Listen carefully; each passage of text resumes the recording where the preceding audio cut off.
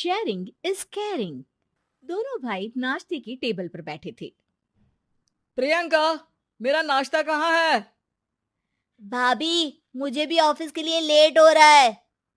इस पर प्रियंका किचन में से दोनों के नाश्ते की प्लेट्स लेकर बाहर आती है। लो भाई, आप दोनों का नाश्ता। किसी को भी 1 मिनट का सब्र नहीं है।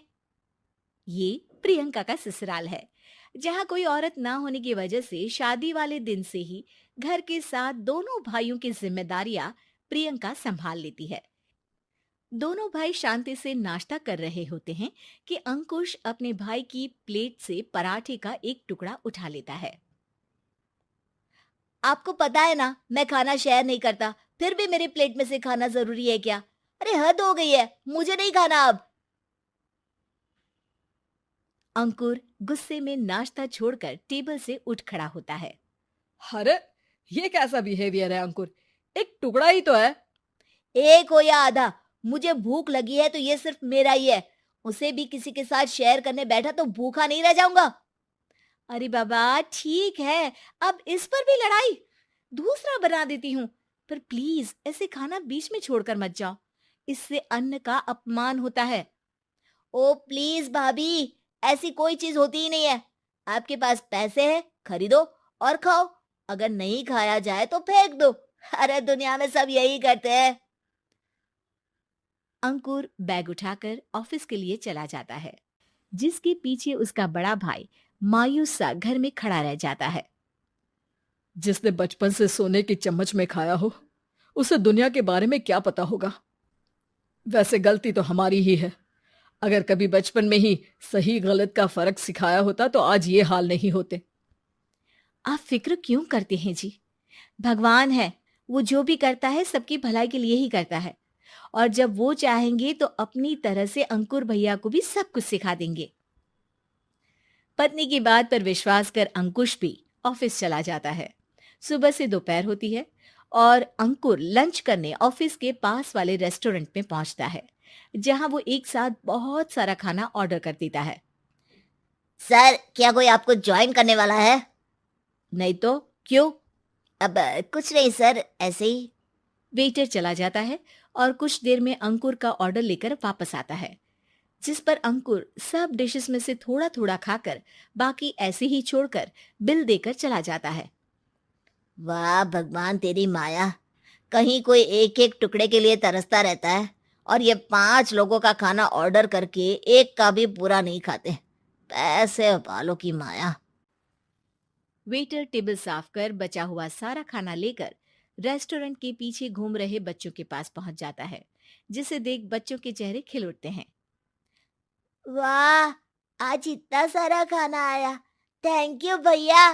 भगवान आपको खाने की फैक्ट्री बना दे। अगर ये फैक्ट्री मेरी होती तो तुम लोगों को कभी किसी का झूठा बचा हुआ खाना नहीं खाना पड़ता। चलो तुम लोग खाओ, पर ध्यान रखो किसी को पता ना चले, नहीं तो मेरी नौकरी चली जाएगी। इसी के साथ दिन बीतता है और रात को दोनों भाई एक साथ घर पहुंचते हैं। कुछ देर में सब डिनर करने बैठते हैं, जहां अंकुश अंकुर को समझाने की कोशिश करता है। अंकुर, अगर हमें लाइफ में सब कुछ मिला है, इसका ये मतलब नहीं कि तुम उसका गलत फायदा उठाओ, बल्कि तुम्हें उसकी मदद से दूसरों को भी मदद करनी चाहिए। भैया, जिनके पास नहीं है उनकी वजह मैं तो नहीं ना। और ऐसे बहुत लोग हैं जिनके पास सब कुछ है। इसलिए अगर मैं एक इंसान कुछ नहीं करूंगा तो कोई फर्क नहीं पड़ने वाला। तुम्हारे भैया बस एक चीज समझाना चाहते हैं कि जिस चीज की हमारे पास कमी नहीं है, उसे बर्बाद करने से अच्छा है कि लोगों के साथ शेयर करें। इससे हम सिर्फ सामान नहीं, खुशियां भी बांटते हैं, और इसमें तुम्हारा ज्यादा कुछ तो जाएगा नहीं। भैया भाभी की बात सुन अंकुर कुछ बोले बिना उठकर चला जाता है। इसी तरह दिन बीतते रहते हैं, जिसमें अंकुश और प्रियंका कोशिश तो बहुत करते हैं, पर अंकुर पर किसी भी चीज का कोई असर नहीं पड़ता। एक दोपहर अंकुर सैंडविच खाते हुए सड़क के किनारे चल रहा होता है। तभी उसकी नजर आइसक्रीम वाले पर पड़ती है और वो सैंडविच सड़क किनारे फेंक आइसक्रीम खरीदने पहुंच जाता है। अब इसे कहते हैं जिंदगी का सुख। जैसे ही अंकुर आइसक्रीम लेकर पीछे मुड़ता है, तो एक आदमी को सड़क से वही सैंडविच उठाते हुए देखता है। वो आदमी बहुत कमजोर, गरीब, जैसे बहुत दिनों से खाना ना खाया हो वैसा लग रहा था। अंकुर उसके पास जाकर खड़ा हो जाता है। उसे देखकर आदमी सैंडविच अंकुर की तरफ कर देता है। आपको भी खाना है क्या? क्या हम इसे आधा आधा कर ले? मुझे बहुत भूख लगी है। वो मेरा ही झूठा सैंडविच है। तुम दूसरा खरीद कर क्यों नहीं खा लेते? इसे क्यों खा रहे हो? अरे भैया, अगर खरीदने के पैसे होते तो 4 दिन से भूखा नहीं घूम रहा होता। हैं?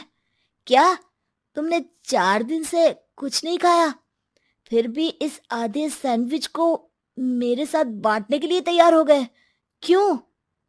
अरे भैया, पैसा नहीं है तो क्या हुआ, इंसानियत आज भी उतनी महंगी नहीं हुई, और ना ही उस पर अमीर गरीब का टैग लगा है जो हम उसे रख ना सके। पर अफसोस, आजकल लोगों के अंदर पोषण, खून या विटामिन से ज्यादा इंसानियत की कमी होने लगी है।